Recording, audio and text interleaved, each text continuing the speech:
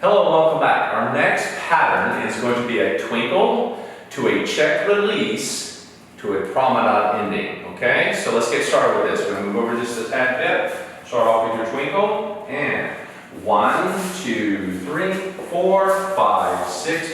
1, 2, 3, 4, 5, 6. Nice big pattern. Looks really cool and smooth on the floor. Let's try it from this angle.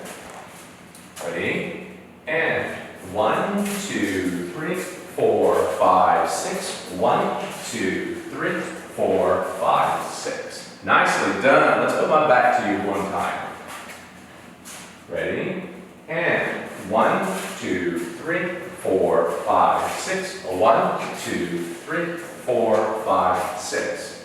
Nice. You see how it kind of maneuvers a little bit? Very good. Let's go ahead and do this one more time with Monica's back to you. Ready?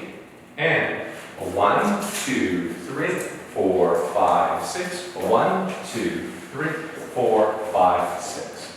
Good. Nicely done. Again, once more. Practice, practice, practice. Together or apart, and then come on back to the next pattern.